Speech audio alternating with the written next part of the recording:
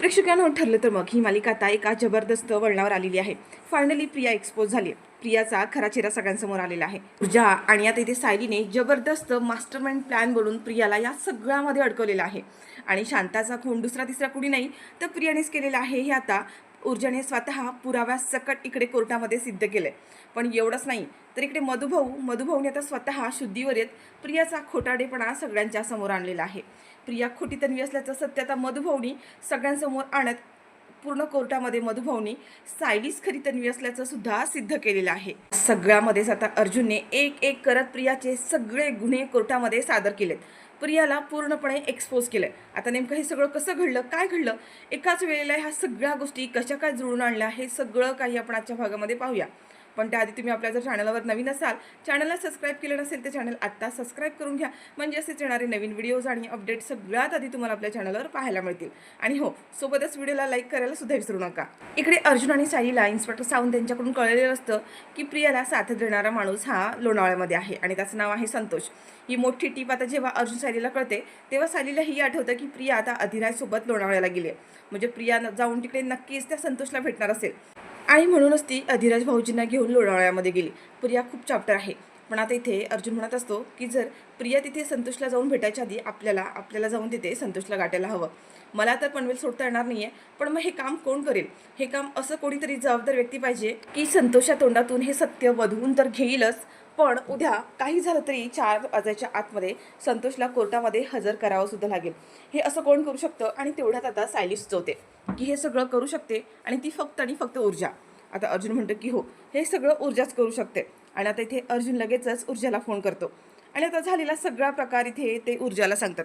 ऊर्जा म्हणते की हो, मी हे काम नक्कीच करेन आणि उद्या 4 वाजायच्या आत मी संतोषला कोर्टामध्ये हजर करेन. आता इकडे अर्जुन, सायली, ऊर्जा ह्या सगळ्यांचा एक वेगळा प्लॅन सुरू झालेला आहे. प्रिया इकडे अधिराजसोबत लोणावळ्यामध्ये येते आणि तिला आता संतोषला भेटायचं असतं. पण संतोष काही तिला सापडत नाही आणि त्याचा फोनही लागत नाही आहे, कारण संतोषला ऑलरेडी पोलिसांनी अरेस्ट केलेली असते. पण आता इकडे प्रिया घाबरली की संतोषचा कॉन्टॅक्टच होत नाही, काय करावं? तर इकडे आता जो अधिराज आहे तो सायलीला फोन करतो आणि प्रत्येक गोष्टीचे अपडेट देत असतो. तर सायलीने आता इथे अधिराजला बजावून सांगितलेलं असतं, अगदी काही झालं तरी प्रियाला एकटीला सोडून नकोस. ती जेव्हा कुठे जाईल तिच्यासोबतच राहा. तिने काही बहाणे केले, एकटीने जाण्याचा प्रयत्न केला, पण तरीसुद्धा तिला तू सोडू नकोस आणि तिच्या मागावरती राहा. ती कुठे जाते, कोणाला भेटते, काय करते, तिच्या प्रत्येक बारीक सारीक गोष्टीवरती लक्ष ठेवा. अधिराज म्हणतो की हो, मी सगळं काही बारीक लक्ष ठेवून राहणार आहे आणि मी तुम्हाला वेळोवेळी अपडेट देत राहीन. इथे प्रियाला मात्र आता खूप टेन्शन आलेलं असतं. संतोषचा फोन लागत नाही आहे. ती म्हणते हा संतोष कडमडला कुठे? पोलिसांच्या हाती तर सापडला नसेल ना? नाही, पोलिसांच्या हाती नाही सापडणार. पण मग हा गेला कुठे आणि ह्याला शोधू कुठे आता? पोलिसांच्या हाती लागला तर आणि त्याने जर तोंड उघडलं तर मग माझं काही खरं नाही आहे. फक्त माझ्या एकदा हाती लागू दे. एकदा हाती लागलं ना की त्याचाच बंदोबस्त करून टाकते, कायमचं काटा काढते. म्हणजे माझ्या डोक्याला ताप राहणार नाही. कारण हा खून मी केला हे फक्त आणि फक्त त्याला माहिती आहे. तो एकमेव पुरावा आहे. त्याला जर मी कायमचा संपून टाकला की तर मग काही प्रश्नच राहणार नाही. पण काय करू? मी ह्या संतोषला गाठू कसं? खरंच तो पोलिसांच्या हाती लागला तर नसेल ना? प्रियाला तर पूर्ण संशय असतो की ती पोलिसांच्या हातीच लागला असणार आहे. प्रिया म्हणते की एकदा लोणावळा पोलीस स्टेशनमध्ये जाऊन मी तिथे त्याला एकदा भेटू का, बघू का तिथे असेल का तो? आता प्रिया तिथे लोणावळा पोलीस स्टेशनमध्ये जाण्याचा प्रयत्न करते. पण इकडे आता ऊर्जा ऑलरेडी लोणावळा पोलीस स्टेशनमध्ये आलेली असते. तिला संतोषला भेटायचं असतं. ऊर्जा तिथे पोलिसांची रितसर परमिशन घेते आणि प्रियाच्या आधीच ती तिथे जाऊन संतोषला भेटलेली आहे, पोलिसांना भेटलेली आहे. आता संतोषला ती प्रचंड प्रश्न विचारत असते, अनेक प्रश्न विचारते, पण संतोष काही तोंड उघडायला तयारच नसतो. संतोषला चोरीच्या आरोपाखाली अटक केलेली आहे. पण आता पोलिसांना तिथे आणखीन एक गोष्ट कळली, ती म्हणजे संतोषने कोणाचा तरी खून सुद्धा केलाय किंवा त्या प्रकरणामध्ये त्याने मदत तरी केली.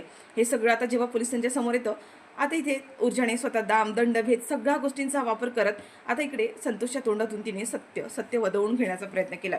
आता संतोषचा नाईलाज असतो आणि तिने नाईलाजाने त्याने आता ऊर्जासमोर सगळं सत्य सांगितलेलं आहे.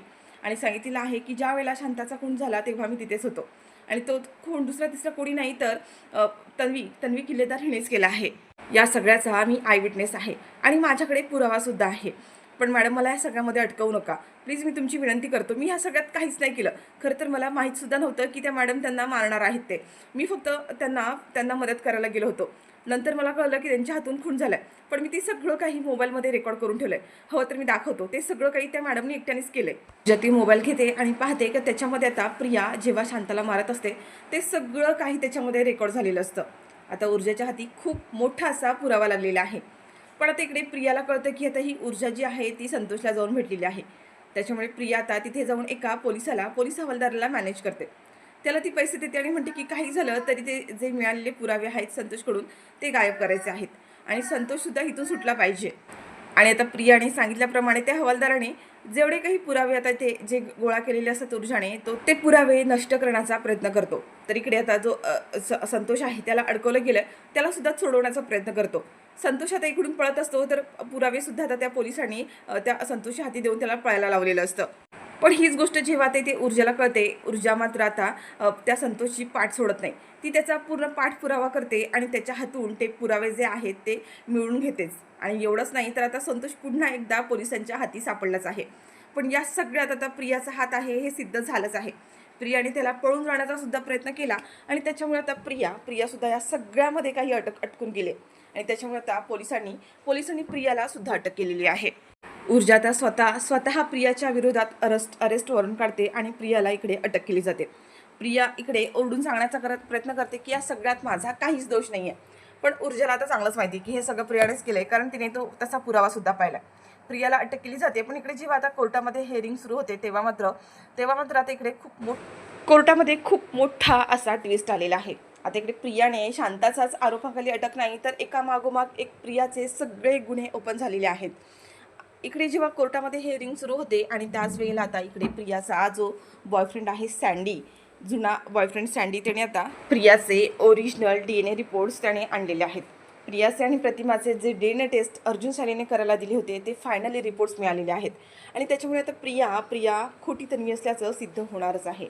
पण एवढंच नाही तर इकडे मधुभाऊसुद्धा शुद्धीवर आलेले असतात आणि ज्यावेळेला आता हॉस्पिटलमधून फोन येतो की मधुभाऊंना शुद्ध आलेली आहे, त्याच वेळेला ते कल्पना आणि प्रतिमा ह्या दोघी जाऊन मधुभाऊंना कोर्टामध्ये घेऊन येतात. कारण मधुभाऊंनी असं काही सत्य सांगितलेलं आहे ज्याच्यामुळे सगळेच हादरलेत. मधुभाऊंना माहीत झालेलं असतं की प्रिया खोटी तन्वी आहे आणि सायलीच खरी तन्वी आहे आणि त्याच्यामुळे आता मधुभाऊंनी कोर्टामध्ये येऊन प्रियाला पूर्णपणे एक्सपोज केलं आहे. प्रिया खोटी आहे आणि सायलीच तन्वी असल्याचं सत्य तर सांगून झालीच आहेत. पण आता अर्जुनने सुद्धा एका मागोमाग एक प्रियावर आरोप करत प्रियाने आत्तापर्यंत केलेले सगळे गुन्हे आता कोर्टामध्ये सादर केलेत.